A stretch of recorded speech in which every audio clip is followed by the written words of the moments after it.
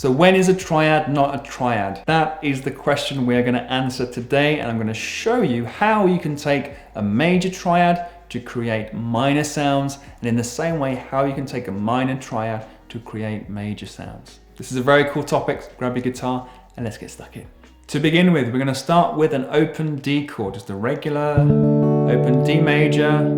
You may be aware that this shape in the fingers is in fact a triad shape with the root note D in the middle on string number 2. The lowest note being fretted is the A, so we can call this D over A. When we bring in the open string, we just call it D because D is the lowest note. We're going to keep that D open string, but what we're going to do to make this minor is not lower the top note. What we're going to do is take everything up 3 frets. Give it a strum,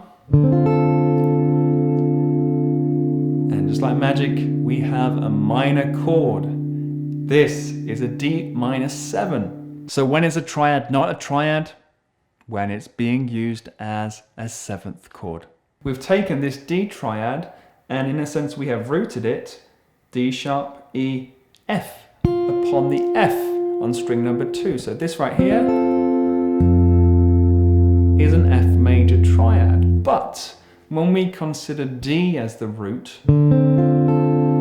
we then have the 4 notes of what is a D minor 7. A D minor 7, a couple of ways of thinking about it, is firstly a D minor chord, D, F, A, plus the minor 7th, which is C.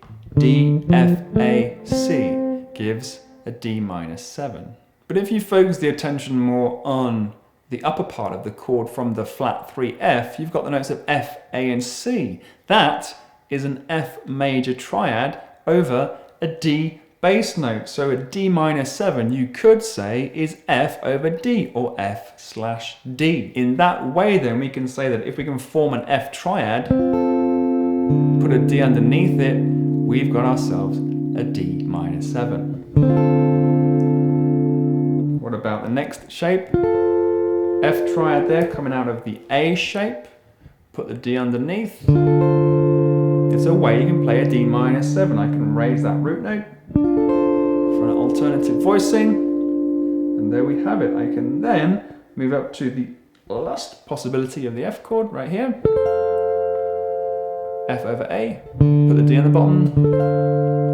It's a D minor 7. We have gone over the octave of the open strings here, the 12th fret, so we can take this down an octave. And this might be a little more familiar to you. This is, you may probably know this as a D minor 7. It is a D minor 7. But look what we've got in the fingers on string set 1. We've got A, C, F. We've got an F chord with a D bass note. Let's demonstrate that on another string set, see exactly how this works. Let's go for A this time. A major. Like the D, these fretted notes are in fact an A triad with the A in the middle on string 3. That's A. I want to make that minor. Same rules. Take it up 3 frets. 1, 2, 3. And then I can do it this way. I've got an A minor 7. What is this right here? It's G, C, E, or a C over G. It's a C triad, sorry. But put the A on the bottom, and then I've got an A minor 7.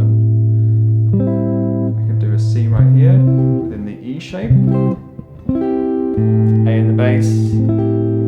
It's the way you can play an A minor 7. I can add in that open E string because it's the 5th of an A chord. I can go to the other voicing of the C triad, coming out the C shape. There's another way I can play an A minor 7. And again, if I take this down to the open strings, we get this. You know that as your A minor 7 grip probably. But think about what that is. It's a C chord. And we've switched out the C on the bass for the open A string. And it's an A minor 7.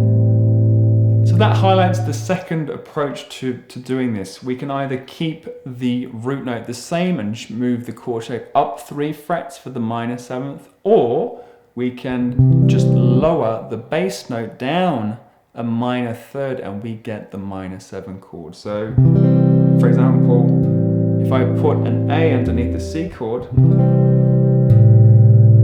I've got that A minor 7 grip. Alternatively, I can take that root note down the 3 frets, is the minor 3rd, and I've got the A minor 7. Okay. What we have here is a little relativity between a major chord and its relative minor. So you can use the circle of fifths when working these chord shapes out. The relative minor is found in the inner layer of the circle. The outer layer, you can say the major chords, and in the inner layer are its relative minor. So if, for example, we take the first example going for a D minor 7, you see where the D minor is? It's at the 11 o'clock position. So what's the major chord related to D minor? Well, it is the F chord, right? So if I look to the outer layer, I can say if I want D minor 7, then I put some F triads over a D bass and I get D minor 7. A minor C, we said if we put C triads over an A bass, we get A minor 7. And just taking it around one more step, I've got E minor and G. So if I wanted the sound of E minor 7, I could play a G triad over an E bass, and I have E minor 7. Let's then consider taking a minor chord and making it major. Well, it's a similar approach here, right? Let's take the open D minor chord this time. So open D minor. Now, if I want to make this a major sound, what I'm going to do this time is raise this 4 frets. 1, 2, 3, 4. Bring back in the D note. And I've got the major sound. Minor, 2, major. More specifically, I have a major 7th chord. This is a D major 7. What have I done? I've taken this D triad, this in turn is a D minor triad, and I've raised it D sharp, E, F, F sharp. I've put an F sharp triad in, and I'm playing that over a D bass note. So this time I've got F sharp minor over a D bass, and that is the notes of a D major 7. D major 7 is a root 3, 5, 7. D, F sharp, A, C sharp. So you could say it's a major triad plus a major 7th, or you could then say it's a minor triad from the 3rd of that major 7th, and we add back in the root note. So this is the D major 7, which you may know as this shape. If you consider what this is in the open position when I'm barring into everything in the 2nd fret across string set 1, that is the first inversion of an F sharp minor triad. That shape that comes from this E minor bar chord, we've got it just right there. Okay. So you could say again, that's F sharp minor over a D bass or a D major 7. D major 7, D major 7. If I go up to what is a root position of the F sharp minor, then I've got another voicing of a D major 7, raising that root note, the octave. We've got what might be more familiar major 7 voicing. Another example to reinforce this idea, let's come to root on the A string once again and go for an A minor triad. So I'm going to take this shape up 4 frets, 1, 2, 3, 4, and then at the A major 7. You may be familiar with that shape, the movable form, keeping the open string, the root note, that's A major 7. This you may see is coming from this grip, the C sharp minor. This is a C sharp minor triad in a 2nd inversion. C sharp minor over G sharp. But put that over an A bass note, and you've got A major 7. Indeed, if we look at the open A major 7 chord, what do we have in the fingers? We've got E, G sharp, C sharp. That is